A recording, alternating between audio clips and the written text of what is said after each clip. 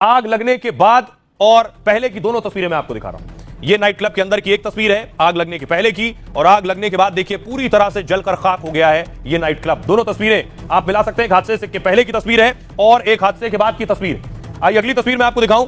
इसी हादसे में जलकर बहुत से लोगों की मौत हुई है। 25 लोगों की मौत हुई है जिनके शव मोर्चरी में रखे गए हैं। परिजन परिवार वाले पहुंच रहे हैं उनके शव लेने। बड़ी बात यह, ज्यादातर वो लोग भी हैं जो वहां स्टाफ था, और स्टाफ में वो लोग भी हैं जो गोवा के नहीं थे, जो दूसरे शहरों से यूपी, बिहार, झारखंड से आए हुए लोग थे, उनकी जानें भी गई हैं। अब इस मामले में पुलिस ने इन्वेस्टिगेशन शुरू कर दिया है। पुलिस ने मैनेजर को गिरफ्तार कर लिया है। सवाल यह है कि जिम्मेदारी किसकी है, मैनेजर की या मालिक की? यह तस्वीरें मैं आपको दिखा रहा हूं। पुलिस नाइट क्लब में पहुंची जिस नाइट क्लब में आग लगी थी।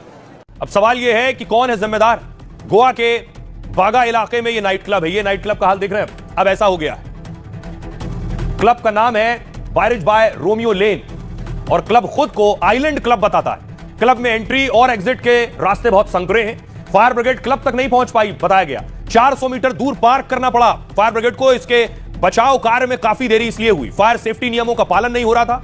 शुरुआती जांच में यह बात सामने निकल कर आई है, अधिकतर मौतें धुएं और दम घुटने की वजह से हुई। हादसे के बाद सुरक्षा मानकों पर सवाल उठ रहे हैं। क्लब को निर्माण, सुरक्षा और फायर सेफ्टी पर सवाल उठ रहे हैं। इलाके के सरपंच के मुताबिक क्लब विवादों में था। साझेदारों के बीच झगड़े के चलते पंचायत ने जांच की थी और इसके मुताबिक क्लब बिना अनुमति के बनाया गया था। इसके लिए क्लब को तोड़ने का नोटिस भी जारी कर दिया गया था, फिर भी क्लब पर एक्शन नहीं हुआ।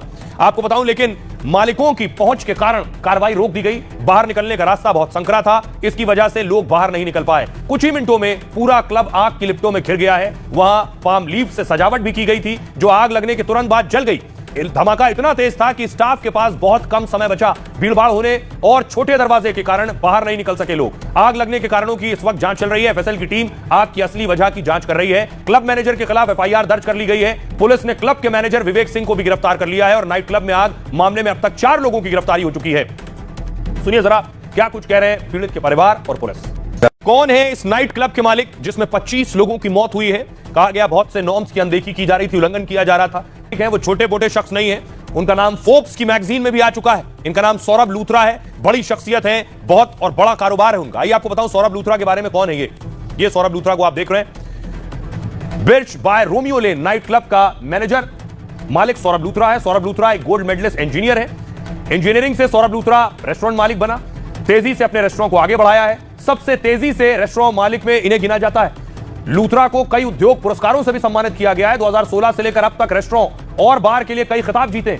रोमियो लेन नाइट क्लब अभी 22 शहरों और 4 देशों में मौजूद है। फोर्ब्स इंडिया की लिस्ट में सौरभ लूथरा का नाम शामिल हो चुका है। लिंक्डइन प्रोफाइल के अनुसार वो मामाज बॉय के चेयरमैन भी हैं। सौरभ लूथरा सौराष्ट्र विश्वविद्यालय से बीटेक में ग्रेजुएट हैं। पहले वो बिजनेस डेवलपमेंट मैनेजर के रूप में काम किया करते थे। 2016 में नई दिल्ली में रोमियो लेन की शुरुआत की थी। वेबसाइट के मुताबिक वो पब्लिक रिलेशन के मास्टर हैं और अपने क्लबों में स्पेशल ऑर्गेनिक कॉकटेल सर्व करते हैं। लूथरा के गोवा के क्लब में 2 लोगों का औसत बिल जो है वो लगभग 3600 रुपए आता है और एक आदमी का खाने पीने का खर्च है करीब 1800 रुपए आता है। Birch by Romeo Lane Bharat का पहला आइलैंड बार भी कहा जाता है और पोरा में बना यह क्लब चारों तरफ से पानी से घिरा हुआ है। झील का नजारा, नदी किनारे डेक, फव्वारे स्टाइल थीम है इसकी। दिल्ली एनसीआर में भी रोमियो लेन के कई आलीशान आउटलेट हैं। गोवा में लग्जरी पार्टी करने वालों के लिए टॉप स्पॉट भी है यह जगह।